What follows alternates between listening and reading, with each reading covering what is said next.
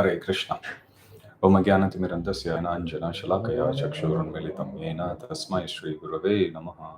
Sri Chaitanya Manobishtam Stapitam Yena Bhutale Swayam Rupa Kadamahyam Dadati Swapadantikam Vandeham Sri Guru Shri Yuta Padakamalam Sri Gurun Vaishnavamscha Shri Rupam Sagrajatam Sahagana Raghunathanvitam Tam Sajivam Sadvaitam Savadutam Parijana Sahitam Krishna Chaitanya Devam Shri Radha Krishna Pada Sahagana Lalita Shri Vishakhanvitamscha He Krishna Karuna Sindhu Dinabandhu Jagatpate Gopesha Gopika Kanta Radha Kanta Namostute Tapta Kanchana Gaurangi Radhe Vrindavaneshwari Vrishabhanu Sute Devi Pranamami Hari Priye Vancha Kalpatarupyascha Kripa Sindhubhya Evacha Patitanam Pavanebhyo Vaishnavebhyo Namo Namaha Jai Shri Krishna Chaitanya Prabhu Nityananda Shri Advaita Gadadara Shivasati Gaur Bhakta Vrinda Hare Krishna Krishna Krishna Hare Hare Hare Rama Rama Rama Hare Hare Mukam Karoti Vachalam Pangum Langayate Girim Yat Kripadamaham Vande Shri Gurum Dinatarinam Paramananda Madhavam Shri Chaitanya Ishwaram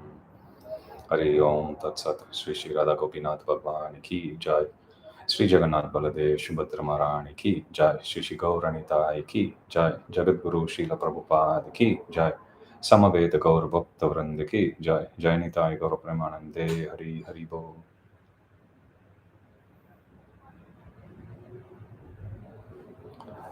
Hare Krishna. So today we'll discuss the 10th chapter of the second canto of Srimad Bhagavatam, which is the last chapter in this canto. The chapter is titled Bhagavatam is the answer to all questions. In the previous chapter, we saw how Lord Brahma he did the tapasya, and at the end of his tapasya, he pleased the Supreme Lord Sri Vishnu, who gave him a vision of the Vaikuntha world, and he also appeared in front of him, giving him his blessings by shaking his hands. And then he gives the knowledge or the wisdom of Srimad Bhagavatam in its entirety in just 4 verses, which Lord Brahma imbibes it, meditates on it, and then he elaborates it to his son and first disciple, Narada Muni. Narada Muni in turn propagated it to Vyasadeva, and that's how we have the Brahma, Madhva, Gaudiya Sampradaya starting and going on till date by the mercy of Srila Prabhupada, who comes 32nd in that lineage of Brahma, Madhva, Gaudiya Sampradaya. So after narrating this conversation that had taken place at the dawn of the creation between the Supreme Lord and Lord Brahma, Shukadeva Goswami then proceeds to answer the rest of the questions of Maharaj Parikshit. If you recollect, this whole conversation between the Supreme Lord and Brahma was narrated in response to some of the questions of Parikshit Maharaj. So after citing that conversation, Shukadeva Goswami now proceeds to answer further questions, and that's what we are going to see.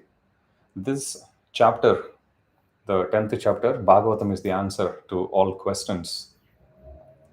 It gives a very important principle. It lists the 10 different characteristics of a Purana. Purana means normally they'll have different topics that would be discussed.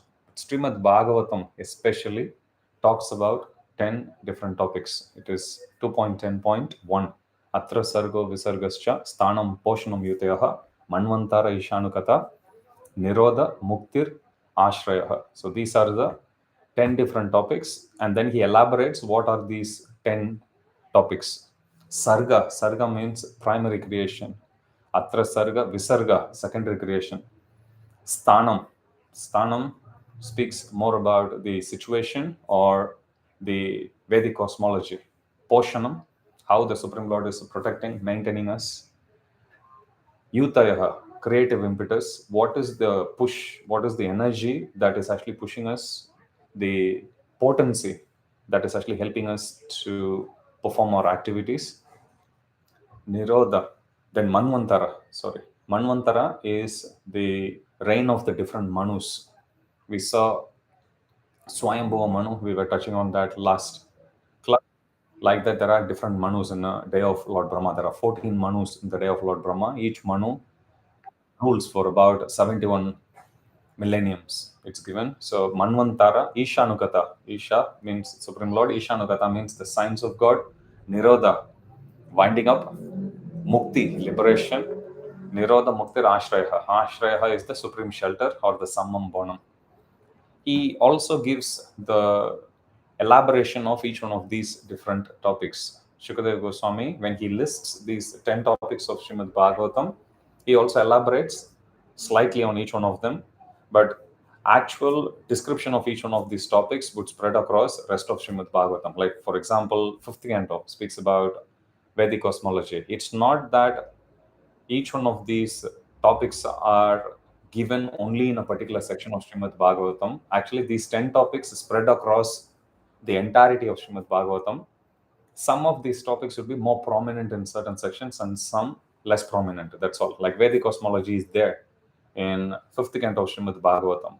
But that also discusses about Poshanam, how the Supreme Lord is maintaining us in this material world. Even though technically cosmology comes under Sthanam, which is one other topic. So, like this, every section, every verse tells us about how the Supreme Lord is taking care of us, how He is maintaining us, and how He is protecting us. So, Sarga, primary creation, this topic is primarily discussed about the creation of the 16 items of matter. We saw that in second canto. We will also see again in the third canto as well. Visarga, secondary creation. So Sarga means primary creation, the creation of the universe in very simple terms. Visarga means secondary creation. How each of these different universes in turn get populated. How are the three modes acting from within this universe? And how Lord Brahma is creating all these 14 planetary systems and then how he is populating each one of them. This is secondary creation. So primary creation is by Mahavishnu, secondary creation is by Lord Brahma.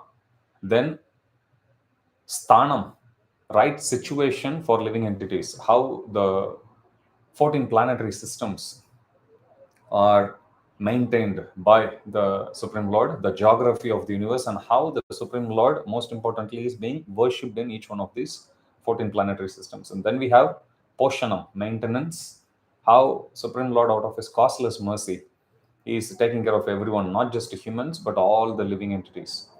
Then Yuti, which is Yutayaha, impetus for activity, how the different occupational duties performed based on the different varna and ashrama. So that is the impetus for activity or yuti.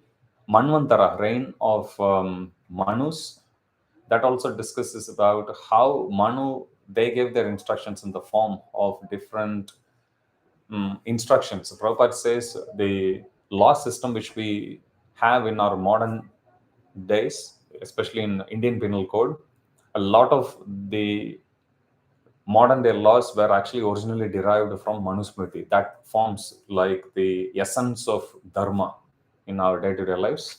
We saw yuti. Yuti is the creative impetus or the desire to do the fruitive work.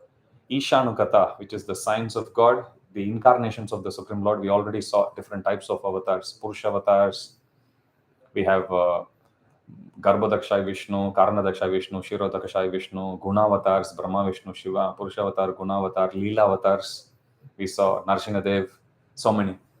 Vamanadev, so on and so forth. Purushavatar, Gunavatar, Leela avatar, Shakti Avesh avatar. We have Parshuram, Brahma, Narada Muni. There are different Shakti Avesh avatars. Shakti Avesh avatar, Manvantar avatars.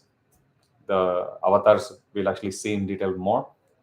But we have different avatars of the Supreme Lord appearing in the reign of every Manu and Yuga avatars as well. We are currently also discussing about the most merciful of all the Yuga avatars, which is Lord Chaitanya Mahaprabhu. So that's also discussed. This is Ishanukata or the signs of God. Then Nirodha, winding up, how this the living entity at the end of the life, at the end of Brahma's life, as well as at the end of Brahma's day, both the times the living entity goes into the body of the Supreme Lord Mahavishnu as well as Garbhodakshai Vishnu. So at the time of Brahma going to sleep, all the lower 11 planetary systems, they get inundated. The water rises up and everything gets submerged. And only the top 3 planetary systems, they survive. And when the all 11 planetary systems, when they are submerged, it means all the living entities, they die. How do they don't leave this universe. Instead, the jivas enter into the body of Garbhodakshai Vishnu at the end of the day of Lord Brahma. And likewise, when Brahma wakes up in the morning, and then again he salvages all the lower 11 planetary systems, rehabilitates all of them, and then all the living entities, they wake up. Prabhupada says, just like how somebody would wake us up from sleep, like that, Garbhodakshai Vishnu wakes us up all, and then everyone comes out and go back to their respective positions. Reminds us also of our desires. This is how merciful the Lord is. So this happens at the end of Lord Brahma's day, at the end of Lord Brahma's life. At that time, all the universe, along with all the living entities, they get sucked into the body of Mahavishnu. When he breathes in, everything goes into his body. So this is Nirodha, winding up. Then Mukti, liberation. The description is given. Muktir hitva anyata rupam swarupena vyavastitihi. Mukti means how we give up all other different designations, accepting only the designation or only the role and dharma of serving the Supreme Personality of Godhead. So this is Mukti. And finally we have Ashraya. Ashraya is the Samampanam, or the ultimate shelter, the cause of all causes of creation, maintenance, and destruction. So this is how the 10 topics are listed.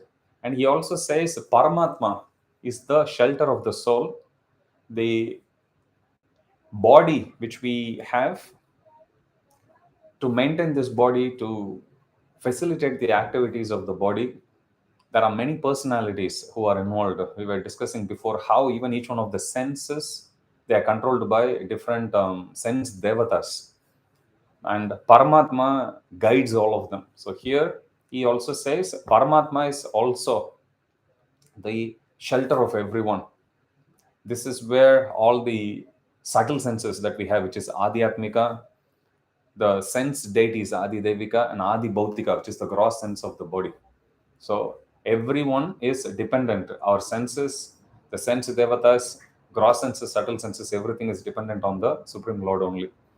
So after describing about these 10 characteristics, Shukadev Goswami then proceeds to answer one particular question, which is what most of this chapter would be dedicated to.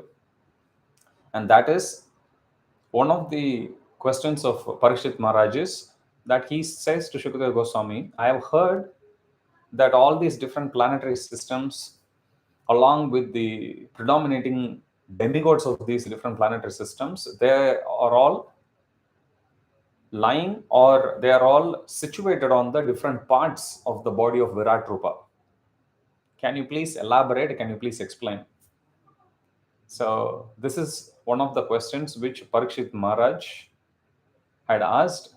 Now to answer this, he will now elaborate how the Supreme Lord at the time of creation, how he manifested, and how Virat Rupa, by his desire, he had actually created everything, the gross senses, subtle senses, tanmatras, sense objects, as well as the devatas. So this section speaks about it in detail. So Shukadeva Goswami says Mahavishnu, after he created each one of the universes, he then expanded himself into each one of those universes as Garbhodakashai Vishnu. And he went inside inside each one of these universes, and then he laid down because of on the waters, because of which he is known as Narayana. And this word Narayana has got, if you dissect the etymological root, it comes originally from the word Nara. Nara means person. So Supreme Lord is a person. Narayana means he is a personality. That's why Prabhupada translates as Supreme Personality. So he is a personality. Firstly, Nara means person. And from his body, he produces the waters, just like how we have Ganga. Ganga is emanating from the lotus feet of the Supreme Lord, washing his lotus feet. Like that, from his body, he is emitting. From his body is the Garbhodaka waters emanating from, because the water had actually come from his body. That water is known as Nara. Just like we were discussing, Brahma is known as Swayambhu. Brahma's son is Swayambhu. Swayambhu Amanu. Like we have Kunti's son, Kaunteya. Pritha's son, Partha. Vasudev's son, Vasudeva. Likewise, the water that emanated from the body of the Supreme Lord Nara is Nara. So whoever who is the origin and whatever he is or she is giving birth to, the word is actually extended like Partha, Vasudeva, Kaunteya. Like that, here we have Nara is the person and the water that is emanating from his body is known as Nara. And because he is lying down, Ayana, he is known as Narayana. So Nara is the person, water that emanates is Nara. And because the Supreme Lord is lying down on Garbhodaka ocean on the serpent bed of Anantasesh, he is known as Nara, which is the water. Nara Ayana. Ayana means one who lies on this transcendental waters called Nara. So that is how Narayana is described. So this is the Supreme Lord, Narayana, which is Garbhodakashai Vishnu. So technically, Narayana is Garbhodakashai Vishnu. And if you go to India, we will see Ananta Padmanabha Swami in Thiruvananthapuram. So that is Narayana. So that is Garbhodakashai Vishnu. So Garbhodakashai Vishnu is Narayana. And then Shukadeva Goswami says, anything that you take in this entire creation, that could be Dravya, which is any matter, any material, Dravya, Karma, activity, Kala, time, Swabhava, one's nature, and Jivas. They can produce anything only based on their connection with the Lord. Without any connection with the Lord, nobody can produce anything. There can be no effect in this world. We are able to move, we are able to leave something to tell to the whole world about our presence here. That is possible only based on our connection with the Supreme Lord. The Lord, desiring to manifest varieties of living entities, he generated the seminal symbol, which is golden in hue. So this seminal symbol is Viryam. It's given Hiranmayam Viryam through his external energy. So this is how the Supreme Lord had created. He decided to manifest it, varieties of living entities, and because of that, he created the seminal symbol, which is golden in hue. And then his potency was divided into three. And that potency is Adi Daivam, Adi Atmam, and Adi Bhutam. Adi Devam or Adi Devam refers to the controlling entities.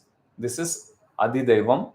Adi Atmam refers to the controlled entities. So controlling entities will be the demigods, and controlled entities, which is us, Adi Atmam, is us, the Jivas, and Adi Bhutam. Adi Bhutam, like Bhautika, Bhumi Raponala, all these material bodies. This body is made of all these different energies. So they constitute Adi Bhutam. We have already discussed about this also before. In the process of creation, you will find some of the themes recurring again and again. Depending on the context, there is either more or less amount of details is given, but the principle is the same. So then from the ether within the body of the universal form of the Lord arose Ojas, Sahas, and Balam. Ojas is the power, strength. Ojas, Sahas, and Balam, this is the different energies, different power potencies of the Lord. And from those arise or arose the best of the life air called Sutra. In the process of creation, there is at one step in the whole transformation process, the transformation that's brought about by Kala, we will find Sutra Tattva also. So Sutra Tattva is the life air, the best of the life air, that life air that makes everything move. So as long as this Sutra Tattva is active, which is the life air, in one sense it's like the prana, then every action takes place in this world. But as soon as the Sutra or the life air is inactive, that means the senses cannot be active. In other words, we saw this before, even to close our eyes, this is gross body only. The eyelid is a gross. We can see it, we can touch it. So this is gross body. But to close this gross body, there is a certain pranic air that is needed. So using that pranic air only, all of these different senses are controlled by the mind, and mind in turn is controlled by intelligence. So prana is in many ways the conduit with which, in the famous chariot example that we see, we have the intelligence, which is the driver, and mind is the ropes, and we see all of these different senses. So the senses are actually gross, but the mind is subtle. How can something which is subtle control the gross body using the pranic air? 10 primary airs, and there are so many others also, you will see. But there are 10 that are elaborated in detail. We saw this before also. Prana, Apana, Samana, Vyana, Udana, Devadatta, Dhananjaya, Krikara, Kurma. We saw each one of them. Each one of these life airs, one is for closing, opening the eyelids, one is for belching, one is for yawning. We come across that. One is for incoming air, inhalation, exhalation, one maintains equilibrium. Like that, each of these different airs, they take care of our physical body, but then it is only through this pranic air is our subtle body controlling this gross body. And the subtle body in turn has got its own master, which is the soul, which Krishna explains in Bhagavad Gita, how Indriyani Paranyahur, Indriyabhyo Paramanaha, Manasastu Parabuddhi, Yobuddhi Parasastu Sa.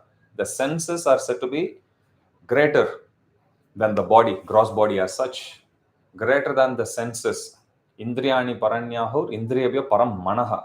Greater than the senses is the mind, Manasastu Parabuddhi. Greater than the mind is the intelligence, Yobuddhe Parasastu Sa. Greater than the intelligence is the soul itself. So this is how the description is given. So here, bit more detail is given. How the one potency of the Lord is actually divided into three. Adi Daivam, which is the controlling entities. Adi Atmam, which is controlled entities. One is controlling, which is the Devatas, and controlled means Jivas. Controlling entities, controlled entities, as well as material bodies. So these are the three different potencies. How one potency got divided into three. And we also saw how the ether from within the body of the universal form, Ojas, Sahas, and Balam were created, and from there a life air called Sutra Tattva was created, and then used with this Sutra, which we discussed before. This is predominantly in the mode of Rajas, and this is the life air which makes all the senses active. If the Sutra is inactive, senses will also be inactive. And now, going directly to the question of Parikshit Maharaj, how each of these different senses, each of these different demigods, they control. What is their relationship being situated in the different limbs of the Virat Rupa form, and how Virat Rupa form in turn is controlling them. So that is described in the next section. Now, to understand this, we need to first go through the principle. Then we can quickly go through the details. The principle here is Virat Rupa form is the gigantic universal form of the Lord. It is material form only. So there is no Virat Rupa form in spiritual world. So this Virat Rupa form, he carries the potency of the Supreme Lord, and by his desiring to do each one of the different activities, he manifested each of the gross and subtle senses along with the Devatas as well in charge of them. For example, when this Virat Rupa, which is also a person, when the Virat Rupa desired to understand himself through Vedic sound, so he wanted to know about him through Vedic sound. How can we hear this? So when the Virat Rupa desired, I want to hear about myself in the form of Vedic sound, the ears were created. This is how the sense of ears or karna is created. What is the subtle sense organ? So this is the gross sense organ. What is the subtle sense organ? It is known as shrotra. That's the subtle aspect of the gross ears. So that's shrotra. And then by desiring, the sense devata also got created. Who is the sense devata for hearing? Digdevatas, the directional demigods. And then the tanmatra or sense object for the sense of hearing was also created, which is sound and ether. So this is the flow of events based on, but the origin of all of this creation. Initially, we saw the Virat Rupa form desired to just hear about him. From there, ears were created, which is karna. Subtle form of this is gross sense organ. Subtle sense organ is shrotra. Then the demigod Adidaivam is Digdevatas, and then the Tanmatra is sound and ether.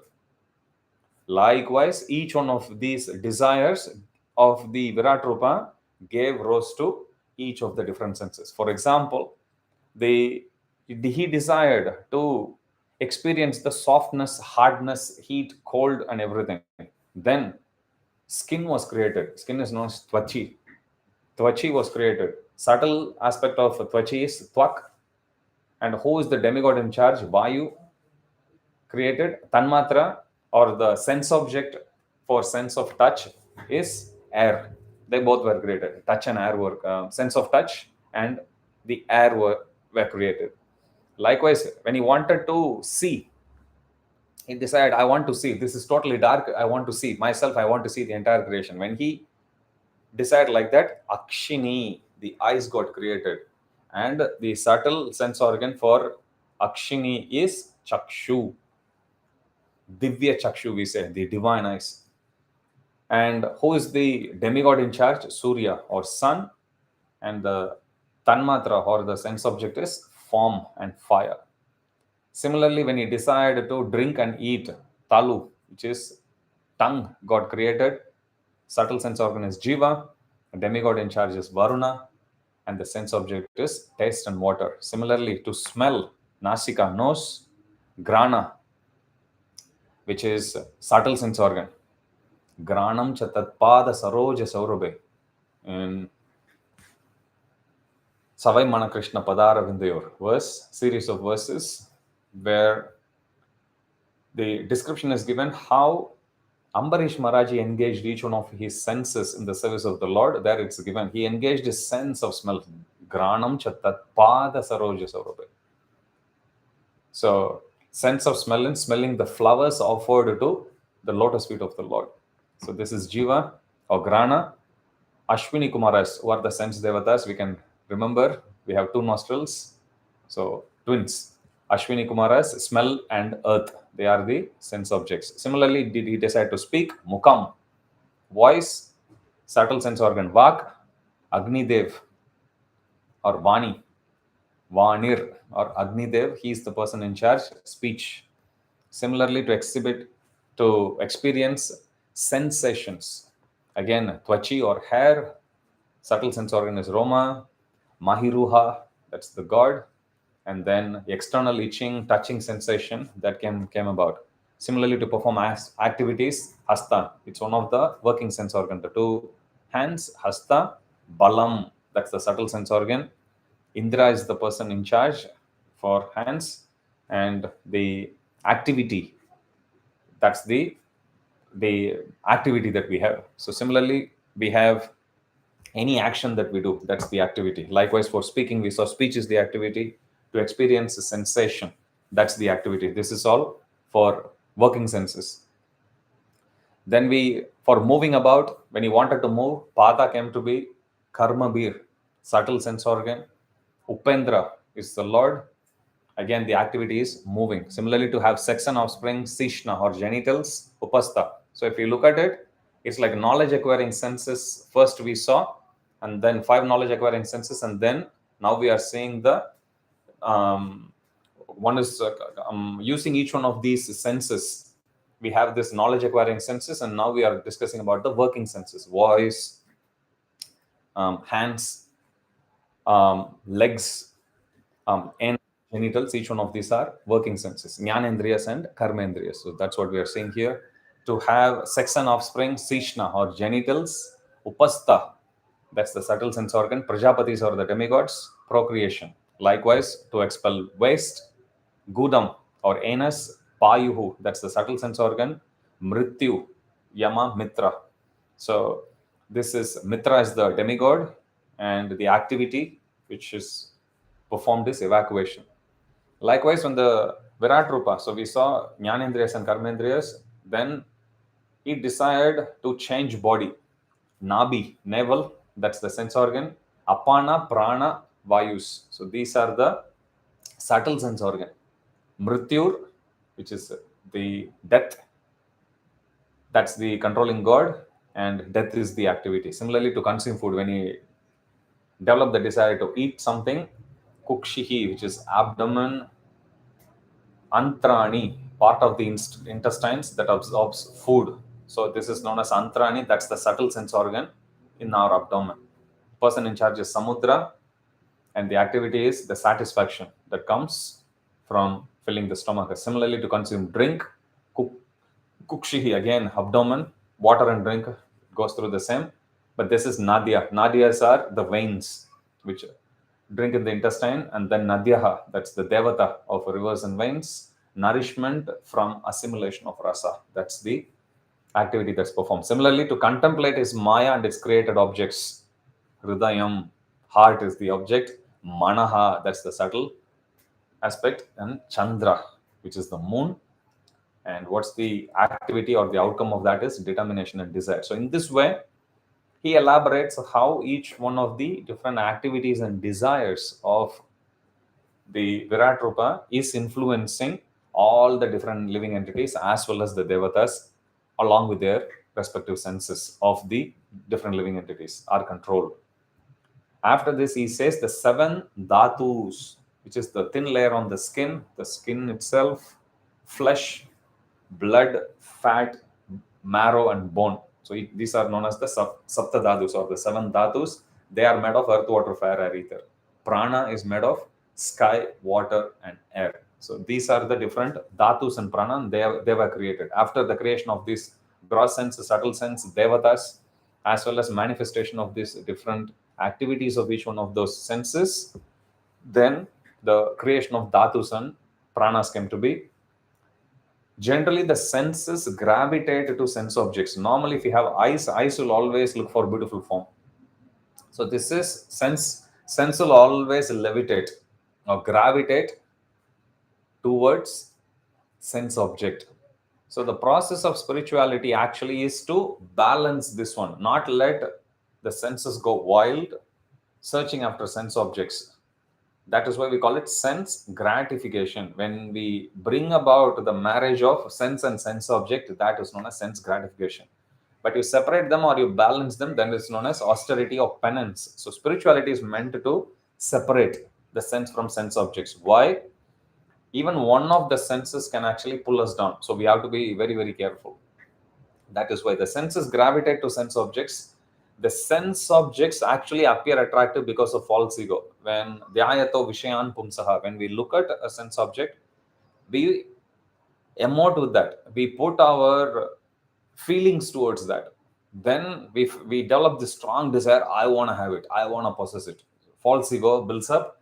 That is why sense objects look very attractive. But as such, if you look at it, it's not that much. People play. Currently, Ashes series is going on in Australia. If you look at the cup is just like a very, very small, like a container with ashes, basically, very, very tiny part. If you look at it in terms of just the value, this is something you can buy it from anywhere. $2 or $1, maybe it's not even worthy of anything. If you look at it on paper value. But actually, if you look at the emotion, the tradition, how much people have actually invested their energy and everything, then it becomes priceless. But what is it that is actually adding that value? It's just the ego, it's just the emotions that people repose on those sense objects. That's all. That's what adds value. So here it said that sense objects become attractive because of false ego. The mind sustains all the changes, and the intelligence, it has the power of determination. So in this way, each one of these gross and subtle senses are described. So after saying all this, Shukadeva Goswami says, now I have finished describing about the gross Virat Rupa form. Now let me tell you about the subtle Virat Rupa form. There is a gross Virat Rupa and there is a subtle form also. He says beyond this gross form is a subtle form which is invisible, without beginning or end, and beyond the expression of words and mental speculation. The wise do not accept either the gross Virat form or subtle Virat form. They don't. Why?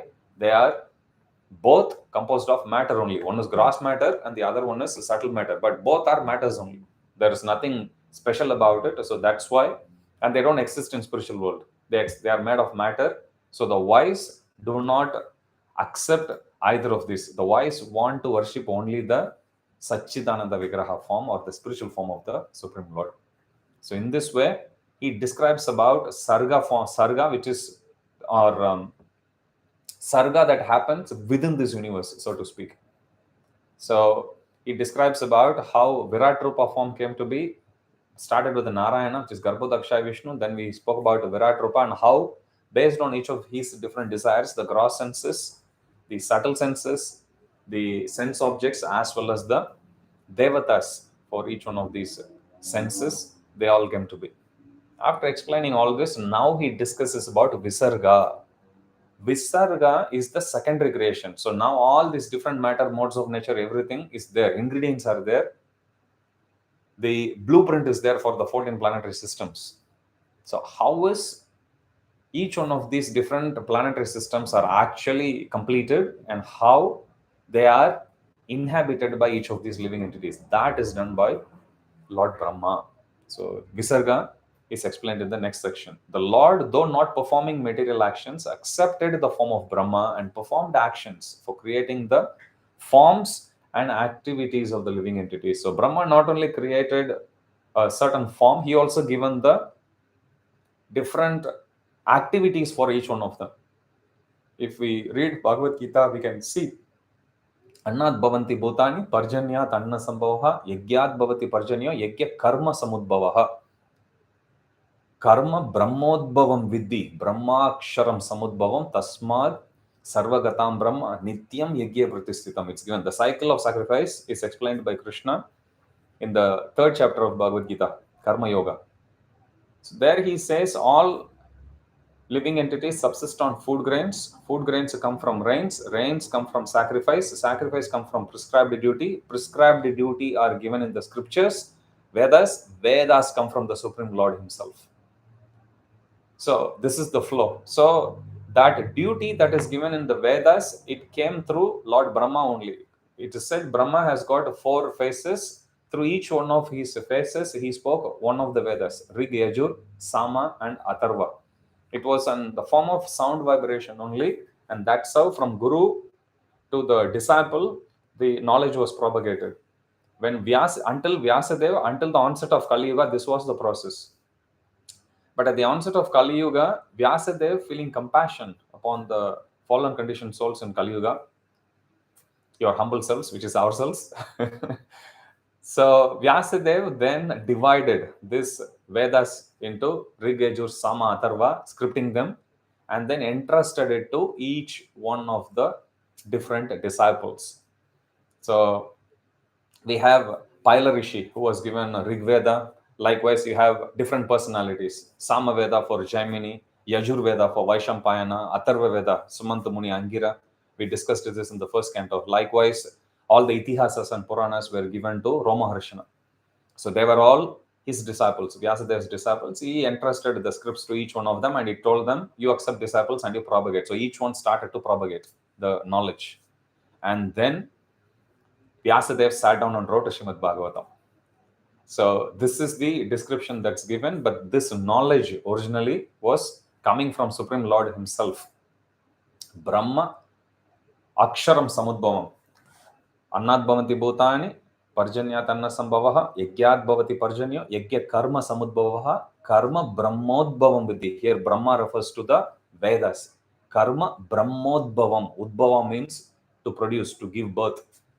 Karma Brahma Udbhavam Vidhi. Know that these activities of what to do, what not to do, they come from the Vedas. Karma Brahmodbhavam Vidhi.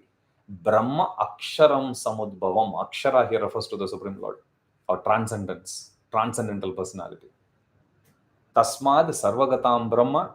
Therefore, this acts of sacrifice is there. Nityam Yagye Pratistitam. So it has to be, activity has to be done based on these scriptural injunctions which are given in the Vedic scriptures. So it was Brahma who propagated, not only he created the situation wherein each one of the different living species, they can go and create that as their habitat and perform their activities. He also gave them the prescribed duties. So this is what Lord Brahma did. And then he created the different species from each one of his bodily parts. We'll see that later in the third canto. All species like the Prajapatis, Manus, Devatas, humans, animals, reptiles, they're all created by the Supreme Lord only, but through Lord Brahma, based on their karma.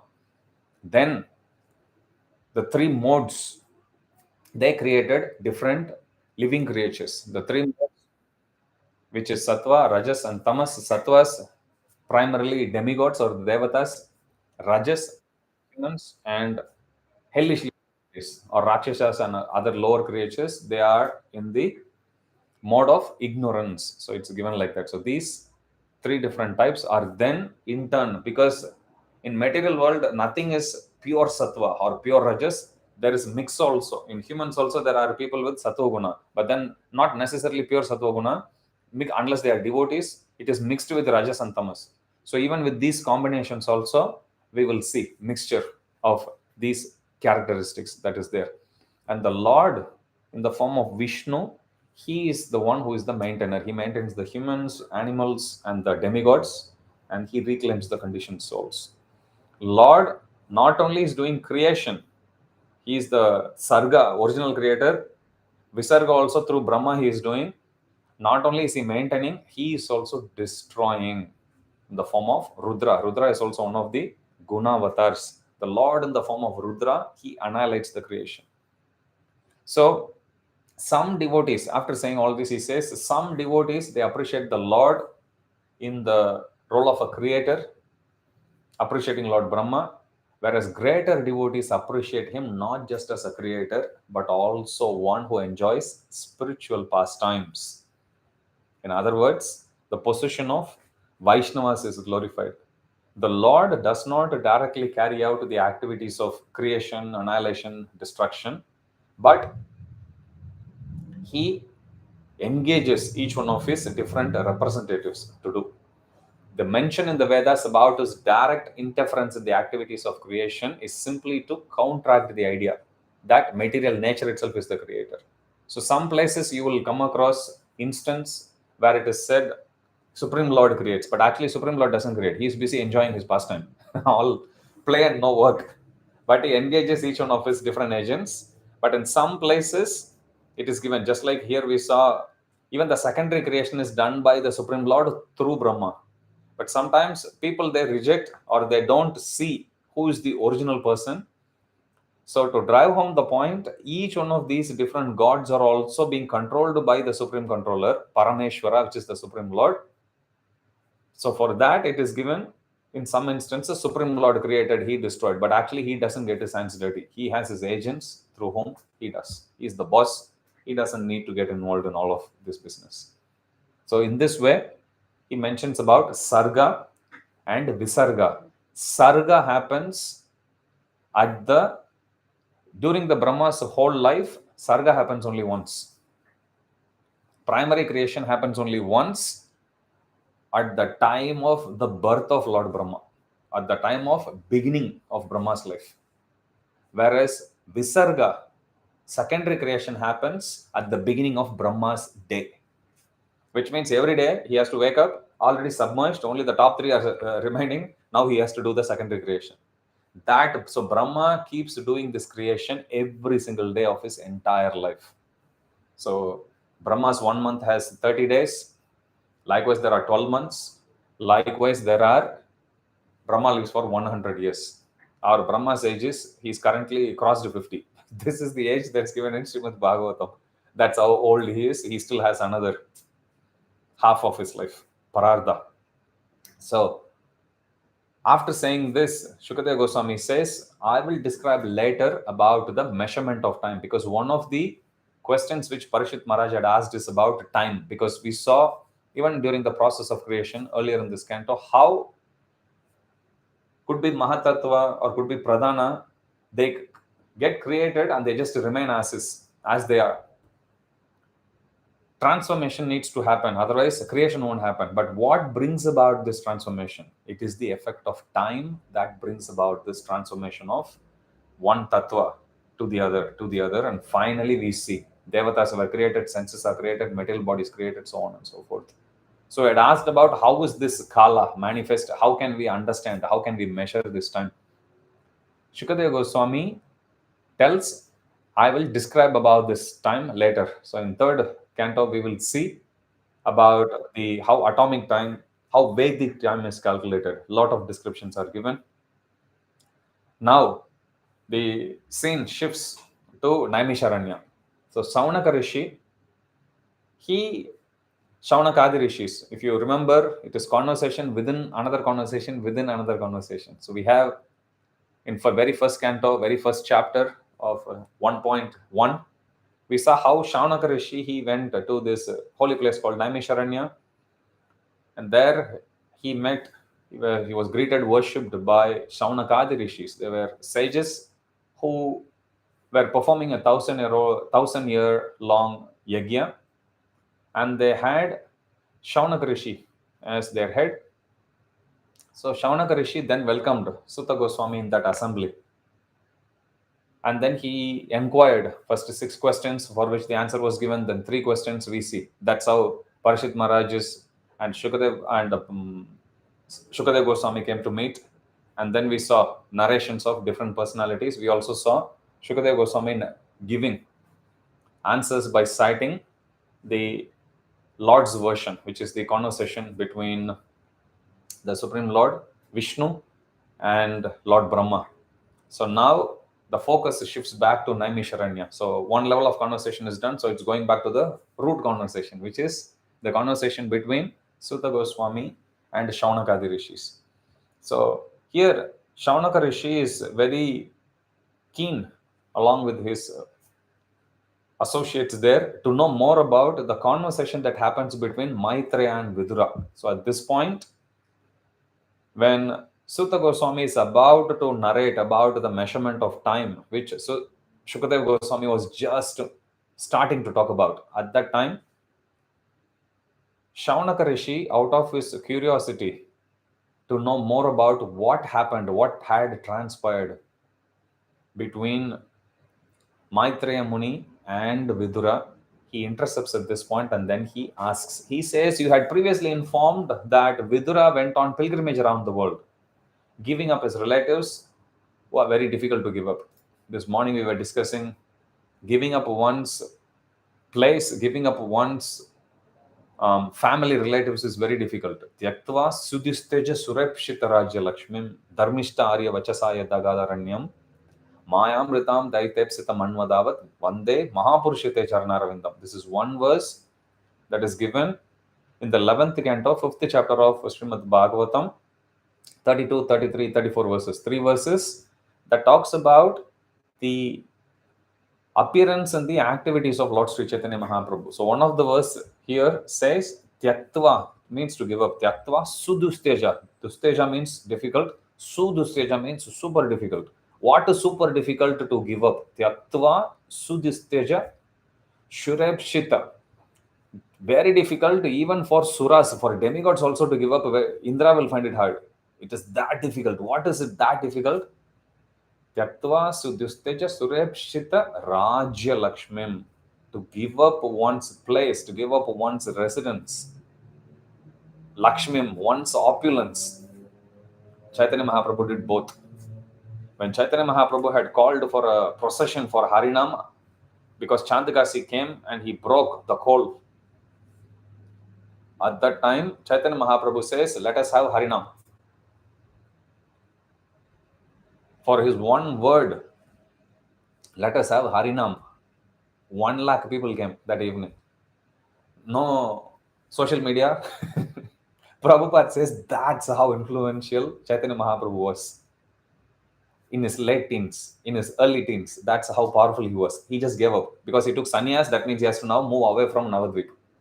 He just gave it up like that. Very difficult to give up. Rajya Lakshmim, he has given up the association of even his eternal consort, Vishnu Priyaji. And he moves to Puri, taking sannyas. So here he says, also mentioning this, Vidura had given up everything, including his family, relatives, everything, which is normally very difficult to give up. Where did he go? So, next question he is asking 3 sub-questions within that verse 49-50. He says, what happened? Please tell us about Vidura Maitreya Samvada. Samvada means the conversation, the discussion. Please tell us about the conversation between Vidura and Maitreya. Second, why did Vidura give up his family? And after giving up, why did he come home? That's the second question he's asking. Third question is, please tell us the activities of Vidura on his pilgrimage. This was already elaborated in the first canto, but here we are seeing why is being asked, because the details is needed. There it was said Vidura went on pilgrimage and then came back, spoke to Dhritarashtra, and then gave him knowledge, and then Dhritarashtra went to the forest, and then he got liberated there along with Gandhari. So that's the purpose. But then there the reference is given, he went to different place of pilgrimage at the holy place of Prabhasha Kshetra, where he came to know about the disappearance of the Pandavas, or disappearance of Lord Sri Krishna. He then rushes to the Pandavas, trying to make one last attempt to pull Dhritarashtra out of his attachment. Dhrida, very, very determined. Rashtra, very determined to hold on to his kingdom. So here they are asking 3 questions. Please tell us about Vidura Maitreya Samvada. Second is the reason for Vidura giving up his family and why he again came home. And the third, the activities of Vidura on his pilgrimage. Sutta Goswami, in response to that, says, please listen attentively as I explain to you the very subjects explained by Shukadev Goswami in answer to King Parikshit's inquiries. So the third canto will start the elaborate discussion between Maitreya Muni and Vidura. So thus ends the second canto of Srimad Bhagavatam. Thank you very much for this wonderful opportunity. By your mercy, we are able to remember, we are able to read, and we are able to discuss Srimad Bhagavatam little by little. And we have completed close to 30 chapters in Srimad Bhagavatam. We still have a long way to go. But Prabhupada says our process is slow but steady. And let us continue to take shelter of Srimad Bhagavatam, so that simply by reading, hearing, we all take the same benefit. At least something will stay with us. And by repeated hearing, a lot of things will stay with us. And it will purify our heart so that we can take shelter of their lordships, Sri Sri Radha Gopinath, and chant their holy name with more deeper love and affection. Jagat Guru Srila Prabhupada ki Jai, Sri Sri Radha Gopinath Bhagwan ki Jai, Sri Jagannath Baladev Subhadra Maharani ki Jai, Sri Sri Gaur Anitai ki Jai, Samaved Gaur Bhakta Vrind ki Jai. ग्रंथराज Shrimad Bhagavatam की जय जय निताय गौर प्रेमानंदे हरि हरि बोल. All glories to the assembled devotees. Hare Krishna. All glories to the assembled devotees. Hare Krishna. All glories to the assembled devotees. Hare Krishna. All glories, all glories, all glories to Shri Shri Guru and Gauranga. All glories to Srila Prabhupada. Jagat Guru Srila Prabhupada ki jai. Hare Krishna. Hare Krishna.